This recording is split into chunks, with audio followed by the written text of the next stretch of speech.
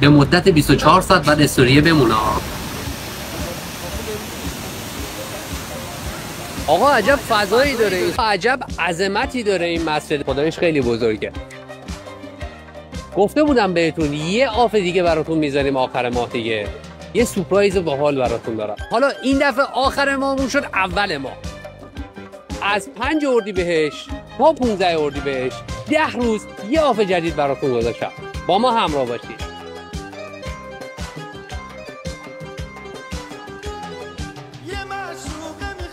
خدا وکیلی عجب سیری، همش گوشت لامسه، گوشت خالص. جوجه های فسنجونیمون نه ترشن نه شیرینن، ملسن، یه طعم خاص پسنده. انشالله خوشتون بیاد. اون آفی که اونجا در موردش صحبت کردیم، یه سورپرایز هم ما داخلش داریم براتون. البته یه دونه که چه عرض کنم، 2 تا داریم.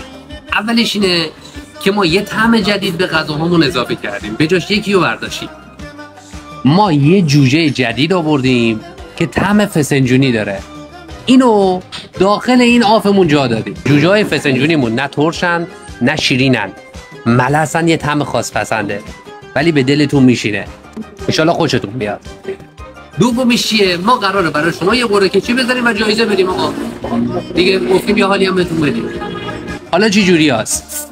اون پک وزیری بود که همتون دنبالش بودین، 2 تا کته، 2 تا جوجه، 2 تا کوبیده، یه سیخ گوجه، 2 تا ماست. اون سر جاشه، قیمتش هم هنوز 250 تومنه. مونتا اون 2 تا جوجه رو برداشتیم، 2 تا جوجه طعم فسنجونی بهش اضافه کردیم، یه طعم جدید و خاص پسنده. سینی خانوادمونم 3 تا کوبیده داشت، 3 تا جوجه داشت و یه قارچ. ما اون قارچ رو حذف کردیم، جاش 2 تا دونه بال گذاشتیم. جوجه هاش هم عوض کردیم، 3 تا جوجه رو کردیمش 3 تا جوجه فسنجونی. یعنی در واقع پک خانوادمون شده 3 تا کوبیده، 3 تا سیخ جوجه فسنجونی، 2 تا بال ویژه و یه سیخ گوجه. قیمتش هم 350 تومنه. اون سینی وزیری هم 250 تومنه. قیمت ها رو هنوز همون قیمت ها سعی کردیم برای شما یه خورده بالا پایین حفظشون بکنیم. اینم خدمتتون بگم ما پک خانوادمون با برنج نیست، فقط با نونه. یه سورپرایز دیگه هم هست. ما قراره به 10 نفر از شما عزیزان به غیر قرعه جایزه بدیم. جایزمون هم یه کاسه کبابه.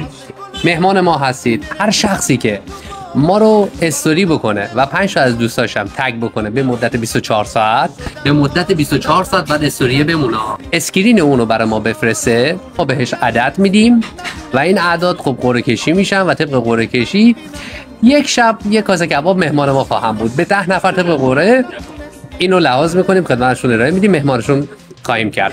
امیدوارم که خوشتون بیاد از آفایی که گذاشتیم، راضی باشید. در خدمت همه عزیزان هستیم.